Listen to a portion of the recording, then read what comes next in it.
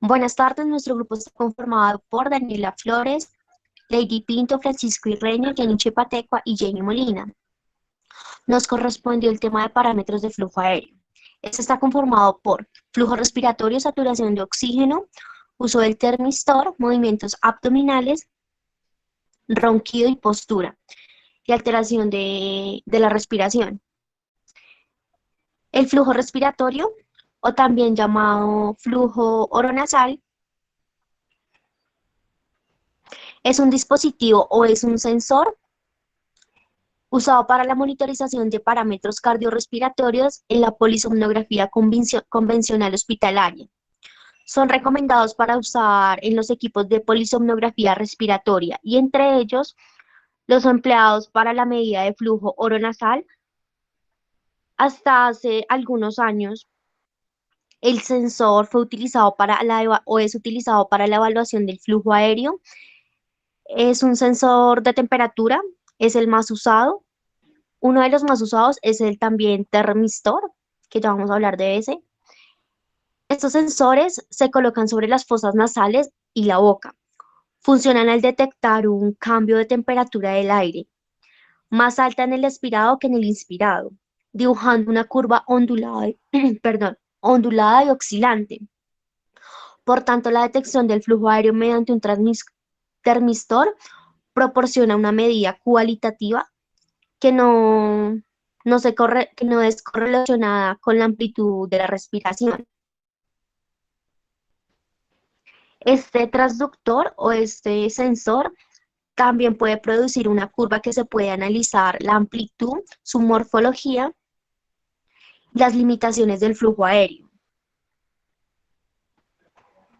El siguiente parámetro sería la saturación de oxígeno. Entonces, como ya sabemos, podemos identificar o podemos sensar la saturación de oxígeno con el pulso oxímetro.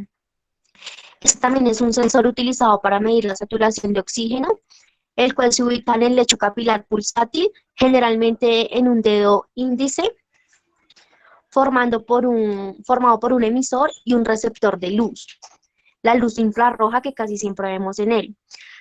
También suele tener una sonda digital que mide la frecuencia cardíaca.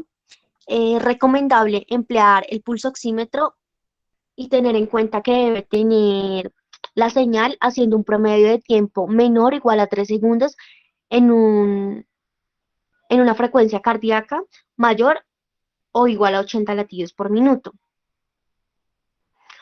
Bueno, también encontramos y podemos observar en la imagen los movimientos tóraco-abdominales que, como podemos observar, es mediante unas bandas colocadas a nivel del tórax y el abdomen.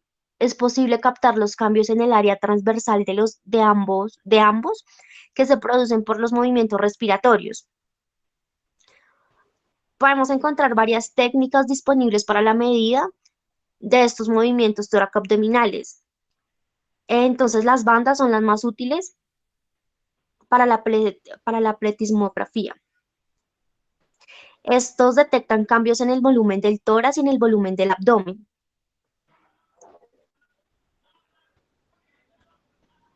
Eh, en el sensor del termistor, como ya lo habíamos hablado, entonces casi siempre, o bueno, tiene casi como el mismo uso. Entonces, es un termistor duradero con puntas rígidas y flexibles que permiten ajustar al sensor para la comodidad óptima del paciente, compuesto por uy, se me borró la imagen, compuesto por tres elementos. Entonces, lo que hace esto es directamente censar las curvas y darlas al electrógrafo y ahí poder leer y poder diagnosticar qué clase de curva podemos estar viendo o qué clase de curva está proporcionando el paciente. Ahora seguimos con el ronquido.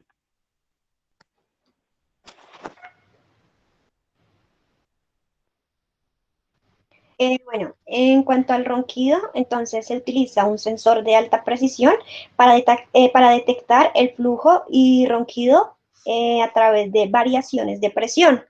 Entonces, como tal, el ronquido pues es un sonido que se produce por el flujo turbulento y no laminar, alterando como tal las cuerdas vocales. Entonces, como se dan cuenta en la imagen, como tal, ese sensor es como un pequeño micrófono que puede ir en la boca o puede ir en el cuello, como está en la imagen.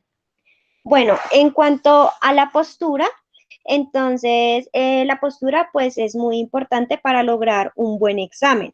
Se evidencia que es importante que el paciente se encuentre en una posición supina. ¿Por qué? Porque esto nos va a ayudar. Digamos, si yo tengo un paciente obeso de cuello corto, entonces si digamos este paciente se encuentra en un mal posicionamiento en cuanto al cuello, entonces esto va a llevar a que el paciente tenga alteraciones respiratorias como la apnea. En cuanto al esfuerzo respiratorio, este se va a monitorizar mediante bandas tóraco-abdominales, que fue lo que explicó anteriormente mi compañera.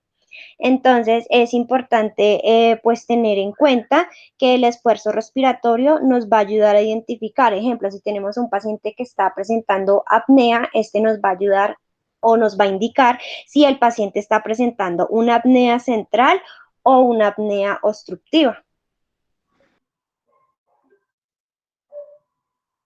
Bien, entonces vamos a hablar sobre los parámetros del flujo aéreo. En este caso vamos a hablar del flujo respiratorio, en donde la identificación de los trastornos del sueño causados por la respiración requiere pues la grabación del flujo de aire y del esfuerzo respiratorio. Los sensores térmicos, en este caso el uso de los termistores, se utilizan habitualmente para registrar el flujo de aire. Las señales no cuantitativas están basadas en la variación de la temperatura entre el aire inspirado y el aire expirado. Cuando utilizamos un termistor, se debe colocar un sensor encima del labio superior, que normalmente se utiliza tres cables para detectar los cambios de temperatura. En este caso, es parecido a una especie de cánula nasal, en donde pues cuenta con dos narinas para medir el flujo aéreo nasal y cuenta con una extensión más que se acerca hacia la boca para medir el flujo respiratorio oral, pues que se escapa durante la respiración mientras el paciente duerme. Aquí podemos observar un ejemplo de una curva de pues una respiración normal que pues se observa en forma de onda. Y también podemos observar unas alteraciones, en este caso la apnea obstructiva, podemos observar aquí donde se presenta una pausa o una curva plana, por decirlo así. En la apnea central, pues también podemos observar aquí en la curva que también pues hay falta en la respiración, donde pues el sensor eh, sensa, valga la redundancia, la ausencia de flujo inspiratorio. Aquí también podemos observar en la apnea mixta una ausencia del flujo ins y expiratorio.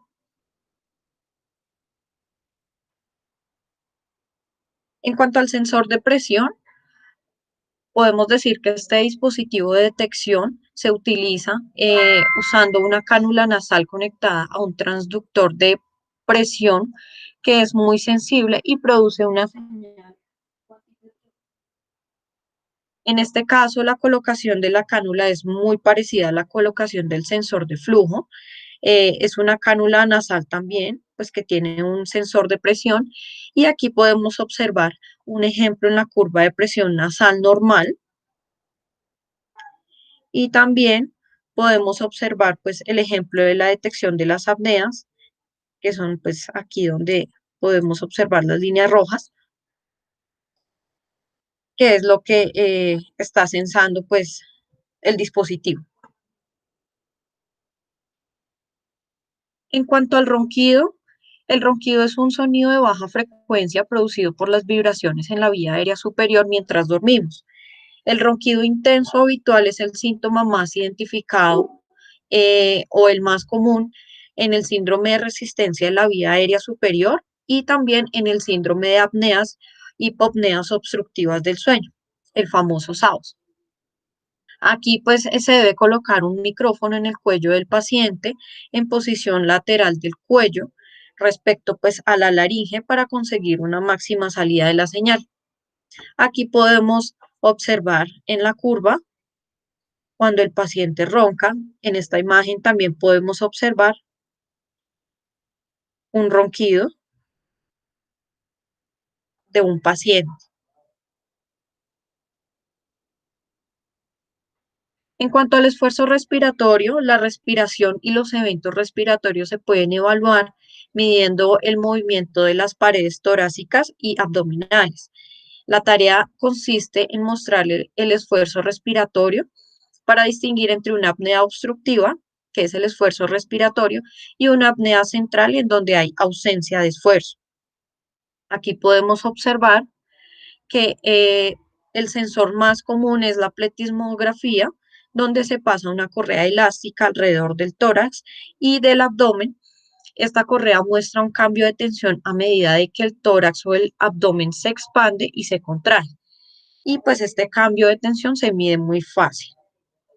En esta curva podemos observar las ondas acordes a los movimientos del tórax y del abdomen. Y en esta otra imagen podemos observar una respiración paradójica, donde pues se puede evidenciar una especie de desbalance toracoabdominal. Aquí lo podemos observar.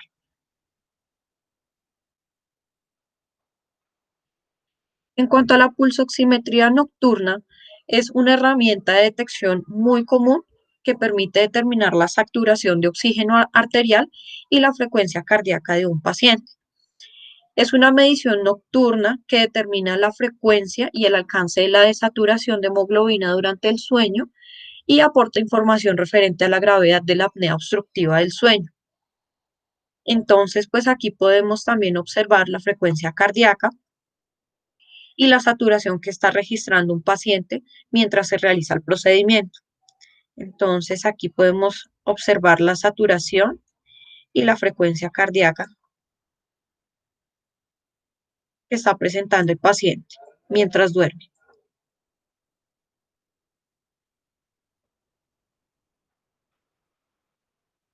El sensor de posición. Hay algunas apneas obstructivas que dependen de la posición.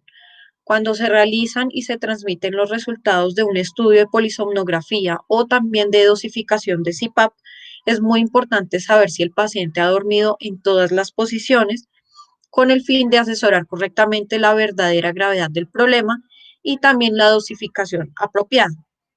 Gracias al cambio de gravedad, el sensor de posición del cuerpo envía una señal directamente proporcional a la posición de descanso del paciente, bien sea en posición supina, posición prona, decúbito lateral, derecho o izquierdo. En este sensor se encuentra ubicado en la correa torácica y en la gráfica podemos evidenciar pues en qué posición se encuentra el paciente.